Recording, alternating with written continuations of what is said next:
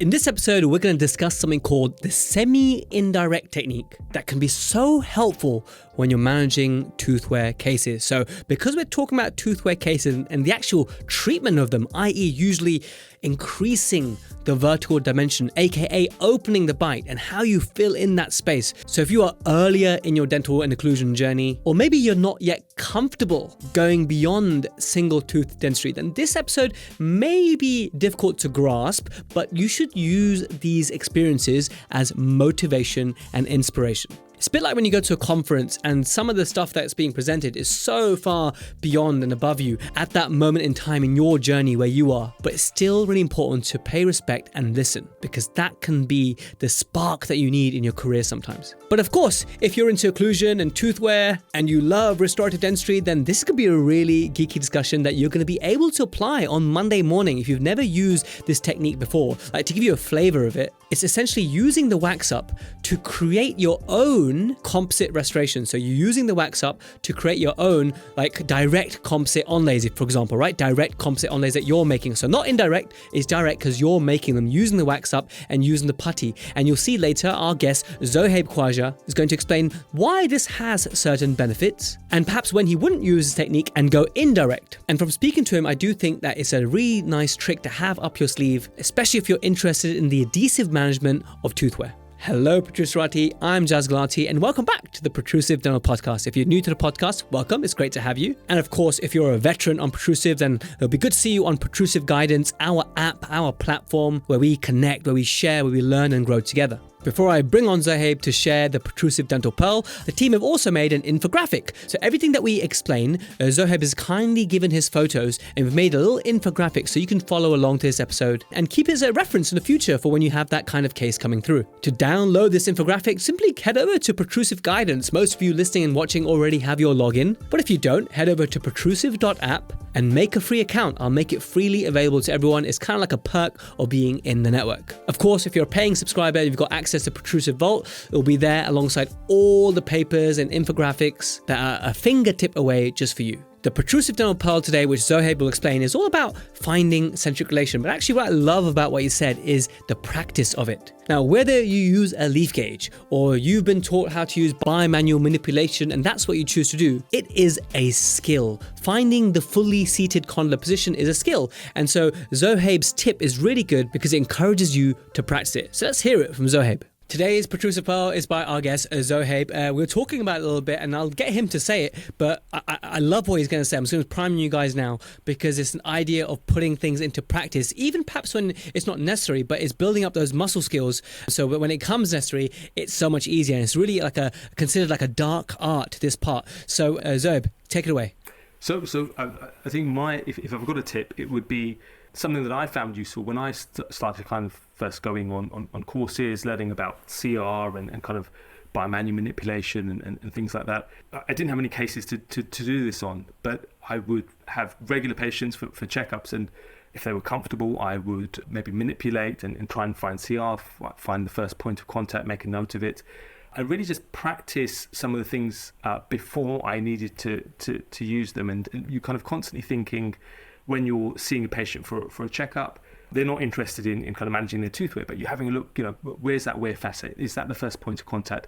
Is their mandible sliding? And you're kind of a bit of detective work, even when you don't need to. And I found that kind of spurred my interest, because if a tooth fractured, I thought, oh, why is that fractured? They're already happy to have an onlay or a crown, but I want to kind of know a little bit more. And so you might look at their guidance pattern, and there might be a non-working side interference. And it was that kind of detective work that made me more interested in toothwear and other bits and pieces. So I think if there's one tip, it would be kind of be interested in some weird dental things, and you might find a bit of a passion that leads from that. I think you're right, and especially with what we're going to be talking about today, toothwear, tooth surface loss. When you're treating these cases, you're often raising the vertical dimension, and often the joint position of choice that you may prescribe, rather than just being arbitrary, is centric relation or fully seated condylar position or stable condylar position, call it what you want, and it's a skill to be able to find it, which is what you described. No matter how it is that you've learned to find it, and we've got a webinar on YouTube all about this kind of stuff as well. I'm sure you guys teach it as well in your courses, but use that technique every so often, even when you don't need to refine those skills, so when you need it, you nail it. Thank you, Zohaib. Hope you enjoy that, Pearl. Like some of our younger colleagues may be like, I don't know anything about centric relation, in which case, check out the webinar that we've done. It's called Finding Centric, and this webinar replay is available on Protrusive Guidance. There's a whole section for webinar replays. You can check it out. Let's now join Zohaib in the main episode. Dr. Zohaib Khawaja, again, another fellow Protruserati. It's been great to interview Protruserati recently. How are you, my friend? Really good, Jazz. Thanks for having me on. I've watched the podcast and listened over the last few years. You've definitely kept me company on many a commute, so really happy to be contributing today and really looking forward to our conversation. I'm very much looking forward to your contribution. It's a great topic and I'm very excited to dive into it. We'll be talking about managing vertical dimension, when to do Dahl technique versus when to go ahead and restore the posteriors, and a little bit more about some of the things that you shared with me on social media, like the palatal backing. So lots of geeky goodness to come, Toothwear related, which I know is difficult to find good content on that. So I think we're gonna make it today. So let's make it happen. I'm very excited to dive into that and extract as much as I can from you. Fantastic. For the Protruserati in true protrusive style. But we were just talking before we hit the record button about your journey. It's always nice to learn the journey. And so just to summarize, you've done so many masters, I've lost track now. Just maybe you tell us what's your journey been like. So I graduated 2011 from King's. I spent a year doing a max flex job, and then pretty much I've been in general practice since then. But kind of a few things happened to me early on in my career that were quite seminal. I remember probably being about a couple of years post-qualification, and one of the professors at King's sat me down, Prof Dunn, who some of your listeners will definitely know, and he kind of sat me down. He was getting close to retirement himself at that point, and he said he'd seen loads of dentists over the years, and something would happen around about the kind of 10-year mark. Very competent dentists who were seemingly very successful, and they would kind of hit a bit of a brick wall. They weren't very satisfied. They kind of wanted out of dentistry. And he was making the point that if you kind of find an area of special interest, find something that you're passionate about in dentistry and really kind of go on courses, develop more learning around that, that was a way to kind of stop you hitting that brick wall. I guess we would describe that as burnout. So that, I guess, I took to heart, and that took me on a journey of first completing a master's in primary dental care. I then went off to King's, did the distance Dent Prosto program, and I'm currently completing a master's in dental implantology. And that means that I've got quite an interesting, varied week, and it's also allowed me to take up various kind of teaching and academic roles. So it's a nice way to spend my kind of clinical time, but very much kind of 4 days a week, very much in general practice, and loving Well, you pursued your interests, and the kind of stuff you're doing is day in, day out, opening and managing vertical dimension, Toothwear cases, which obviously is your passion. You can tell straight away. The program that you did, the Dent distance learning, I know even some Australian dentists come and do that as well, actually. Yeah. What do you think is the difference between what you've done and taking the next step and actually being able to call yourself a specialist? I'm sure you would have considered it. What did you get enticed by that? And what did you think of that sort of equation to do the extra training to then have that specialist title? Yeah, I think it's definitely a consideration for most of us when we kind of qualify in the first few years, when we're thinking about going on courses and maybe specialising or not.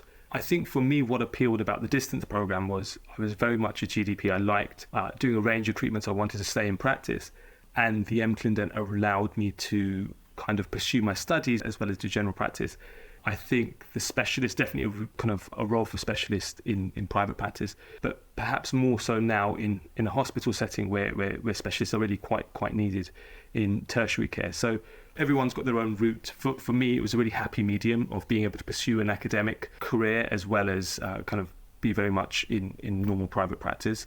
Yeah, so that was kind of... Do you think you missed out on any skills training by if you speak to your specialist colleagues, which I'm sure you have many of, do you feel as though they got more exposure to any elements of it that perhaps you missed out on, but obviously you're seeking through the real world of practice, obviously, and you're getting more and more experience in that realm. Any comments on that? Yes, it's an interesting one. I think there's a bit of both, right? So I think for those of us who have been in normal kind of general practice and private practice, you get a lot of real life experience. You get to deal with your everyday dentistry, kind of the good, the bad, and the ugly. And so there's a lot of experience you gain over your hospital colleagues in that. But I think obviously in a hospital setting, if you're on a specialist program, you're doing perhaps more complex care under the guidance of consultants. There's definitely a different type of work that gets carried out. So I think both... More tertiary care, Yeah, more tertiary care. And so both have their role. And I think actually they work in harmony. I don't think it's conflicting as kind of everyone seems to think that perhaps it would be. And I think even within those specialisms, you'll find an area that you're interested in, and then you'll continue to develop. So most of my specialist colleagues are, continuing on courses and kind of, gaining more knowledge as well. And so dentistry, where it's so fast changing, fast paced, I think whatever path you take, whatever kind of qualifications you have, you still have to continually learn. You're still always on that journey. I've definitely found myself kind of, once I finish this course, I'm constantly thinking about the next one, and that's part of the fun of it as well. You're so true. Like I have plenty of my friends who are specialists, and sometimes my colleagues that look at specialists think, oh, once you're a specialist, you made it, you're there. You're done with the learning, right? You put the books down kind of thing. But actually, no, sometimes that specialism sparks that niche, that interest. And then, you need to go on more courses to develop it and broaden it. So the learning never stops. So if you're out there thinking, if I just become a specialist, I won't have to go on X, Y, and Z course anymore. I can just focus on my day-to-day care. It's not quite as simple as that. It gives you the bug to learn more, and the learning never stops. So that's a great lesson you mentioned there. The other thing I just want to highlight is the great advice you were given by Professor Dunn, because of the element of finding your niche and having that purpose and that desire and the hunger for what you do is the antidote for burnout. And I think is great that you have that, and the passion is very obvious. So on that note, let's talk about some things that you're passionate about, right? Looking at comprehensive dentistry and comprehensive cases. So that we can narrow this episode down a bit, one of the ways to manage toothwear, tooth surface loss, toothwear, call it what you want, is we're always needing space. We're always fighting for space. And so one of the accepted techniques is to open the vertical dimension or raise the vertical dimension. And in the UK and Europe, especially over so many decades, the Dahl technique has become very popular. In fact, I always see the Dahl technique as a really great technique for a younger dentist to as a stepping stone into full mouth dentistry. In one of my earlier cases, when I qualified, that really inspired me to learn more and look further into comprehensive dentistry was actually a Dahl case as a dental core trainee. Can you just, for the younger listeners and those who are in certain countries where they're unfamiliar and they don't believe in the Dahl technique, explain even though we covered it, I'd like for you to, in this episode, start fresh. What is the Dahl technique and what percentage of your toothwear cases, day in, day out, are you managing with this technique? Yeah, really interesting introduction and kind of conversation. So Dahl's predominantly kind of been spearheaded in the UK and across Europe. And it originated, I think in the 70s, there was a Scandinavian dentist by the name of Dahl, and he made a cobalt chrome appliance which went on the anterior upper 6 teeth, and he used it to bring the posterior teeth out of occlusion, and he found that over a 6 to 9 month period, the posterior teeth extruded, and then when he took off this cobalt chrome appliance, he now had space on the anterior teeth to restore those worn teeth. So we tend to use Dahl in very specific cases of localized anterior tooth wear. So if you imagine you've got a patient with upper 3 to 3 palatal wear, and there's no space. Now they're biting in ICP, and they're biting on those worn palatal surfaces. You have to think at that point, what options do I have? I could restore in ICP, so that would require me to drill those already worn tooth structures, maybe a bit of crown lengthening, so that's quite an aggressive approach. I could reorganize the entire occlusion. I could reorganize in CR, open up to OVD, and that's a suitable option in certain circumstances. But then again, that's quite a lot of wear. I'd have to restore a whole arch or both arches.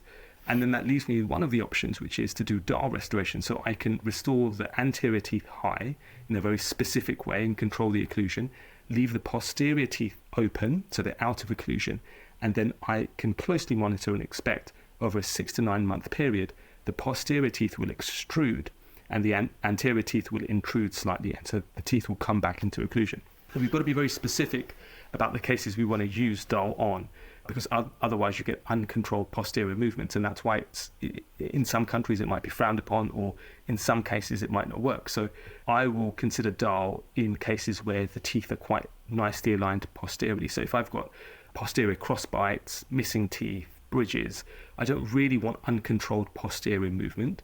Anteriorly, if I've got a nice class 1 occlusion and I know that I'm going to be able to control the anterior loads in an axial direction, that's when Dahl will be favourable. But if I've got a class 3 or a deep bite, a big class 2, then I'm not going to get that axial loading in a favourable manner, so I might want to avoid Dahl.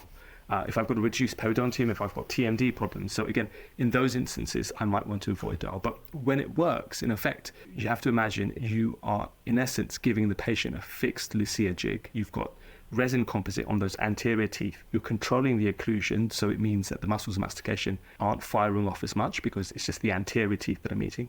That allows the mandible to relax and to distalize slightly. And then, in effect, the patient finds their own CR position. And then over a period of about 6 to 9 months, you get posterior extrusion, and anteriorly you get intrusion. So for me, it's very case specific, but in certain cases, it's a very conservative way of managing patients with localized tooth wear. Thanks for that summary. I'm just going to mention that a common mistake that a youngish dentist might want to do when they're starting out with this technique and they get a little bit trigger happy. Oh yeah, this looks like a Dahl. Oh yeah, no, let's do a Dahl here. And all the things that you mentioned are as contraindications with Dahl, and it's very specific. Localized anterior tooth wear describes it amazing. But one incident I remember is mentoring a colleague, and he showed me a case and he asked me, "Is this suitable for a Dahl?" And whilst there was a good amount of enamel anteriorly, enough that you can still bond to and get that vertical dimension, which is great, but posteriorly we were into dentine. Yeah, we were into dentine.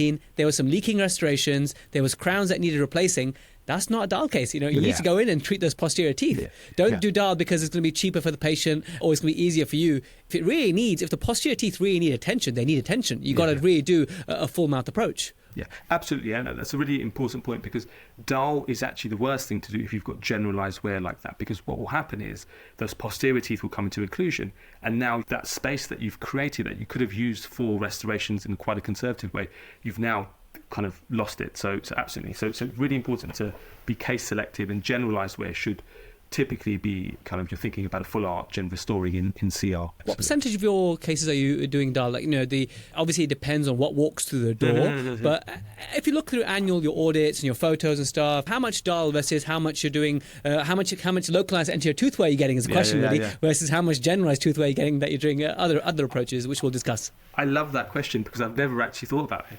I'm thinking off the top of my head, I would imagine about half of the cases I see are localized anterior wear, or we're going to manage them as localized anterior wear because the posterior teeth, I can get away with a little bit of composite. I don't need to restore the entire arch.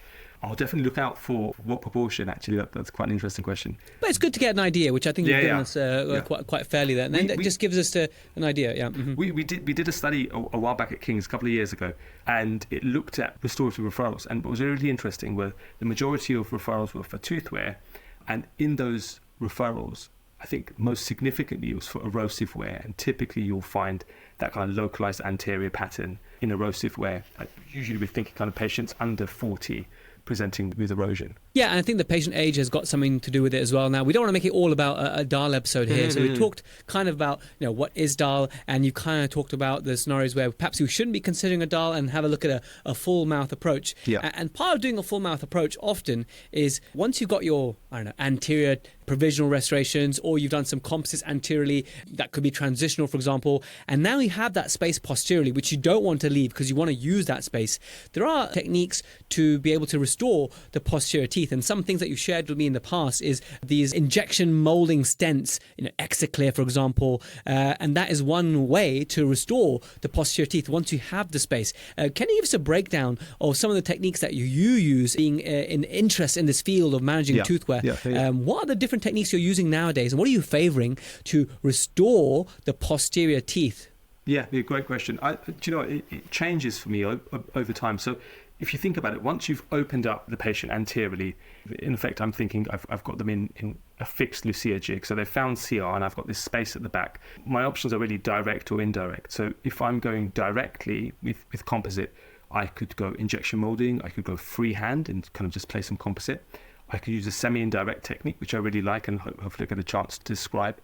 And then indirectly, we're thinking ceramic or then composite. And actually, I think composite in toothwear indirectly has quite a good material because composite is adjustable. There's a certain amount of elasticity to it as well. It's a bit more forgiving than ceramic. When I'm looking at the posterior dentition, once I've opened up, I'm looking at the amount of wear, what's the size of the defect, the age of the patient, what the patient's expectations, finances are. So if I'm going directly, I don't particularly use injection molding, but I know there's some great clinicians who do. I think injection molding for me would be if there are smaller defects and I can get away with a little bit of flowable composite.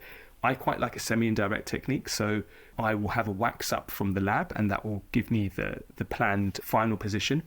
I will make a putty stent of that diagnostic wax up. In that putty stent. This is like standard putty, not some of the clear stuff. There's like normal so putty. At this stage, just normal standard putty. I will then cut a window in that putty and then inject some clear silicone into that putty stent. And that the reason for that window is it allows me to light cure through that putty stent. So if everyone's following me so far, I've got a putty stent that's essentially an impression of my diagnostic wax up. There's a little window with clear silicone that allows me to cure through it. So with that putty stent, I can then place some heated composite. I can take it to the mouth, so the worn posterior dentition. I can put some PTFE on that worn posterior dentition, heated composite in my putty stent, pop it on the tooth and cure it, take that off, and in effect, I've got a semi-indirect composite onlay. I can then adjust that, get the rubber down on the patient, isolate them really nicely, air abrasion, and I can cement that into place. And that's just a way of copying and pasting my wax up into the mouth using what feels to me a more rigid paste composite rather than a flowable composite. And in medium-sized defects where I'm opening up the OVD, that seems to be a good alternative. The options beyond that would be indirect composite or then ceramic. Amazing, what a summary. But let's dive deeper, because I've never used this technique, so I'm very interested. Yeah. So once you've got the putty for the posterior, let's say you're doing the lower left quadrant, right? You've got a sectional putty. You've got it over your wax up, the putty, and it's setting, okay? Once it's set, are you at that point using a scalpel to cut out the window? Yeah, absolutely. And then you're injecting in the Exoclear? Absolutely. So now you've got part putty, which is the opaque stuff, the blue, the green stuff, for example, and any guidance as to which areas you found work well as a window. Should it be completely occlusal or occlusal buccal, occlusal lingual? So actually, if you're just completely occlusal, that's enough, because all you need is the light cure to give it the initial set. You can then take that off and then you cure it properly, obviously, and then you'll polish it, do whatever you want. And then the rubber dam goes on, and then you're going to bond that onto the tooth. So actually just a window, kind of covering most of the occlusal surface, doesn't have to cover the entire occlusal surface, is enough for the light to penetrate so that you can take it off the mouth or the model and then cure it completely. In the past, I've done it on the models. So I've taken an impression of the wax up and then used the pre-op model as the patient's mouth and created them before the patient's even got in the chair. The advantage of that is efficiency and kind of you feel like you take some of the pressure away. However, the kind of inaccuracies you get probably aren't worth it. And so doing it inside the patient's mouth instead of the pre-op model means that you're going to get a really nice, accurate, snug fit. You can cement it on with heated composite, and then you've got kind of a monolithic composite block, which works really well. I like the idea of using heated composite here, because you might have a few more voids here and there, which the heated composite can fill in. I quite like the idea of that. Now, when you actually, that putty that you have, which is part opaque putty and part clear putty, when you transfer that to the mouth, you've obviously got paste composite heated, I imagine, in the putty, right? Yeah. So it's in the putty. You've isolated, you've dried the teeth. You've got PTFE on all the teeth that you want to cover, because you want a separating medium. You don't want it to stick to the teeth. But at this point, is it too soon to use a rubber dam, or are you using rubber dam now anyway? No. So when I'm creating the onlays on the teeth, I'm not putting my rubber dam on yet because it's getting in the way. So I'm going to go tooth by tooth. So I'll put PTFE on the lower left 6. I'll have composite in my putty index on the lower left 6. Pop it on the tooth, cure it, take it off, and then cure it again. And so now I've got a composite onlay. I can then neaten that, kind of polish it, adjust it. And then once I've done the rest of the teeth in that quadrant, I'll isolate that quadrant, air abrade, and then go through my bonding protocol. So here's the tricky bit. I think you probably might have a few tricks up your sleeve here. Once you've done the first molar, and then you find in the contacts area, maybe the contact's too wide, it's kind of slipped into the premolar and the second molar, and then do you have to sort of do a fair bit of adjustment to make sure that they all sort of sit together passively? So you have to check all of that, obviously. And I think the important thing to kind of factor in a lot of these tooth wear cases, you're not going into proximally. The wear hasn't been significant enough to kind of get into the mesial and distal box. So you still have the natural contacts preserved. Exactly. So ideally, you've got your own natural contacts, and I'm literally covering the top surface, almost like a hat, so I can bring the occlusion back to where I want it to be and get contacts on restorative material.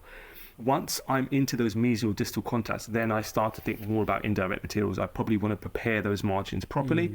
Or if I'm not using indirect materials, then I'm typically getting a sectional matrix and they're building that up and then kind of doing it in stages. That was a real good pearl there. I mean, I think if anyone is multitasking, to listen to that bit again, because that's a real good pearl in terms of case selection and consideration. Yeah. Well, hopefully I can share, Jazz, I know sometimes you do lecture notes and things like that, and I can share some images that might be helpful to show some of those steps a little bit clearer, because obviously on of course your social media is very rich in this kind of stuff as well, so we'll definitely be able to share that, as well as some of those photos you could share with us. Brilliant. So I'm just wrapping it up for those people who are trying to get their head around it, and I think we've described it well so far. Do you ever do them linked? Like, for example, can you think of a reason why you might want to do them linked as a transitional? So you're linking that entire quadrant, for example. Is that something that you've ever done? So I haven't done it. I've seen it described. Francesca Velati, who describes a 3-step technique that some of you guys would have heard of, describes linked posterior interim composites. And actually, I can't see a necessarily bad reason for doing that. As long as you can get the TP brush in between, it's a simpler method of linking everything together. I think you probably then want to transition to a more definitive material sooner. And I think in a lot of my cases, those composites are lasting for a decent number of years for those patients. Actually, they see them as a good medium-term restoration rather than just a short-term restoration. So having actual proper contacts makes sense. It's easier to clean. But yeah, it's definitely been described, and I can see some benefit. It would be an easier technique to link them together. When would you consider perhaps going indirect? I mean, the semi-indirect it sounds nice, and we like to get creative and do this, and the indication of already having preserved contacts makes a lot of sense. And the great point you made that actually the contacts need a helping hand, and to have an indirect material can help us here, because what you don't want to be doing is playing technician on your patient, right? Doing all the hard work of the occlusal and then doing the contacts for each one. The contacts are already there, which gives us the edge. So other than the contacts, are there any other reasons which you might consider going indirect? Yeah, I think if the wear is quite significant, then I'm thinking actually it would be better off just to prepare some margins and go indirect. I think there's certain patients who want a more definitive solution. Maybe your older patient who isn't interested in kind of composite chipping and wearing and constantly requiring adjustment. So I think those kind of factor in. But in your younger patients, someone's in their 30s, and you're thinking, I'm going to have to kind of restore all of those posterior teeth. If you're committing them to indirect restorations in my hands, which would mean kind of preparations with mesial and distal boxes, so they're conservative, but they're not that conservative. That's something that you perhaps want to do later on in the restorative cycle rather than earlier on. So yeah, I guess those are some of the factors that I'd consider. One of the things I'd mention, if I'm going indirect, actually a material that gets quite often overlooked with kind of toothwear cases is indirect composite. So the big advantage of indirect composite is you can adjust the occlusion a lot easier. There's often a little bit of adjustment that's required. So actually, as an indirect material, indirect composite, which has better wear kind of characteristics than your normal composite, is actually quite a nice material. You don't have to immediately think you've got to go Emax in all of these cases. Well said. And does the patient's occlusal risk come into it? Like, for example, if someone's got really large masters and they're more parafunctional, would that sway you more towards a different technique? Does that also form a decision-making factor in terms of which way you're going to go? Perhaps a little bit, but actually I've been surprised over the years of doing this. Once you start to restore kind of anterior guidance, once you give them those favourable contacts, actually, the mutually protected occlusion. Yeah, mutually protected occlusion. Interestingly, they don't, at least for the years that I've been following them, don't seem to wear their teeth in the way that you think that they might do. And maybe because they've got a second chance, they've got a splint, we're monitoring them. So actually, it probably doesn't sway me as much as I kind of think it may do. I think I'm looking at the size of the defect.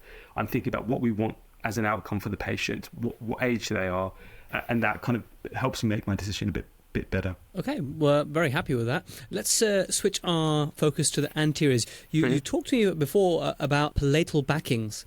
Can you tell us more about what they are, and then when we should be considering using palatal backings, and again whether they should be indirect or direct, and how you do them in your practice? Yeah, so actually very similar to what I described with the kind of semi-indirect posterior restoration. So if I'm doing a Dahl case and I want to restore the anterior occlusion high, I'm looking for a very specific type of occlusion. I'm looking for even anterior contacts, heaviest, I guess, on the canines, maybe shim slides on the lateral side. I'm quite prescriptive about how I want that occlusion to be. So I'm trying to copy as accurately the wax up and then make some careful adjustments inside the mouth. And so I've found over time the best way for me to do that is I will get a wax up made, I'll check that, I'll mock that up inside the mouth, make sure I'm happy with it.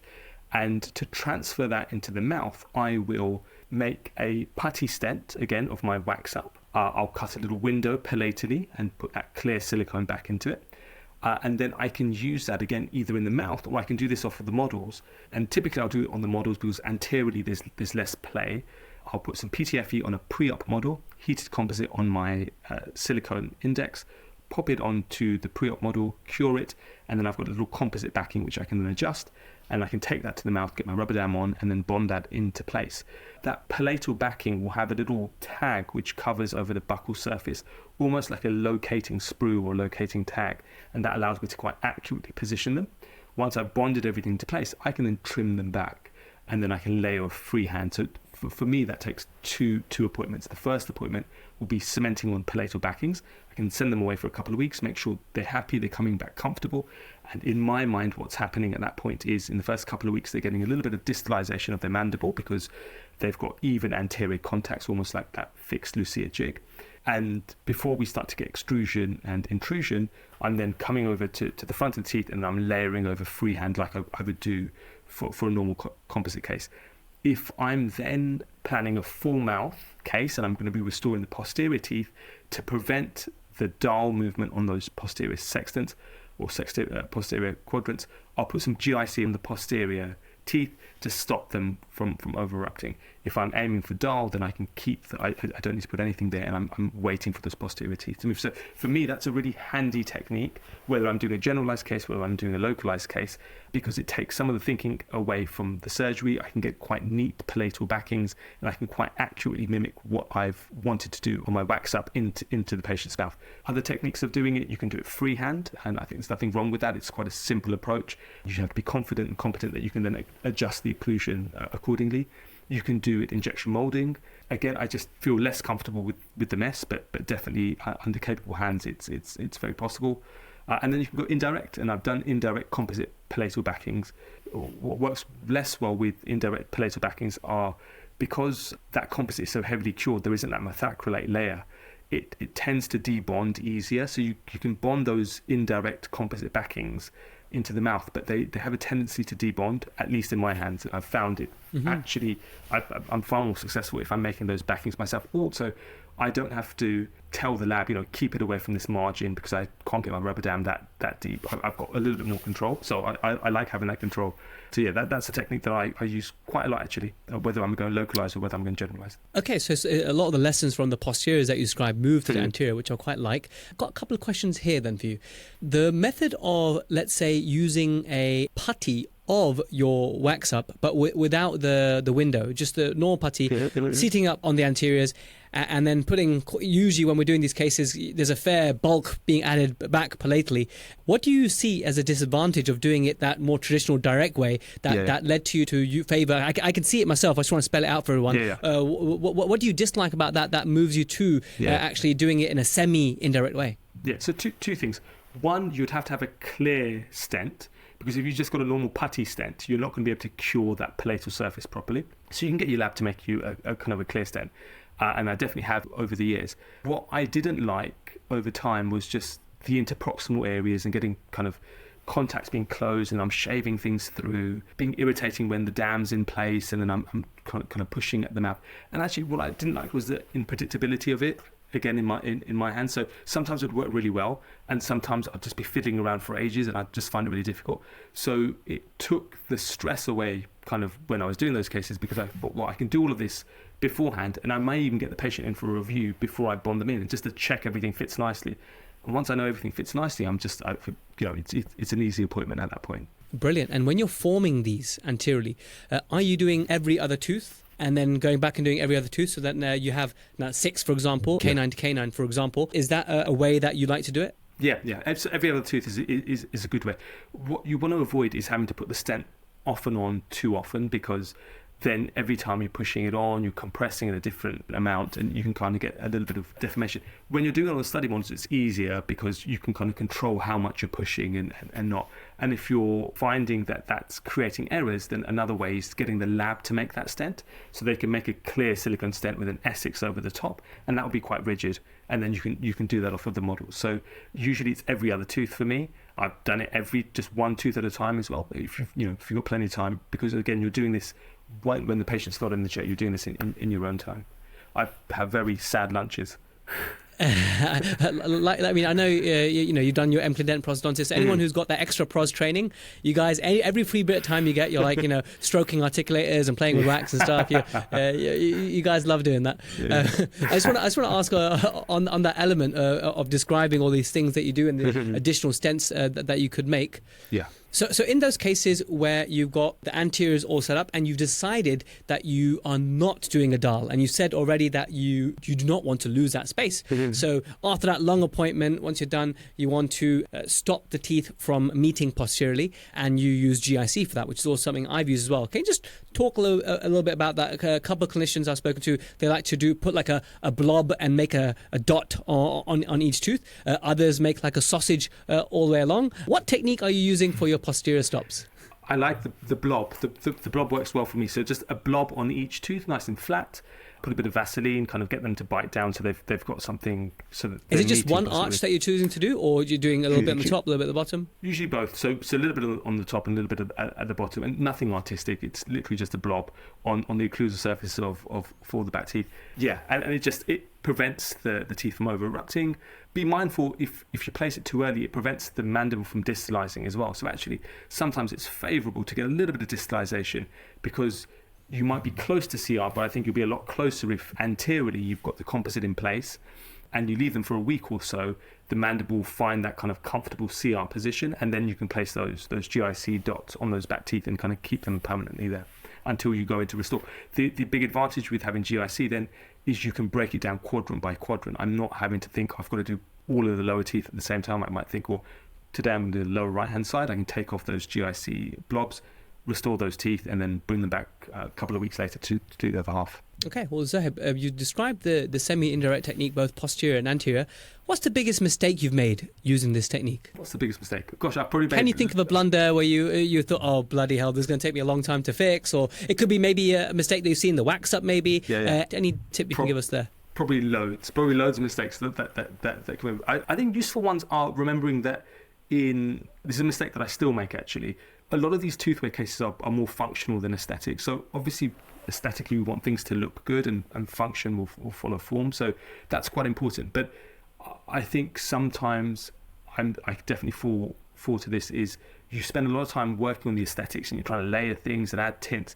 And actually, you're wasting a lot of time doing things that are potentially unnecessary. You want to get the form correct first. You want to get the occlusion correct. You want to make sure you've got the composite in the right place. You're not, you've got contact points. You're not blocking things out. And then you can come back later on and make things look good. You can, once you've got a functional occlusion, you might want to come back and relayer anteriorly. You might want to cut back and relayer and do some lovely composite veneers.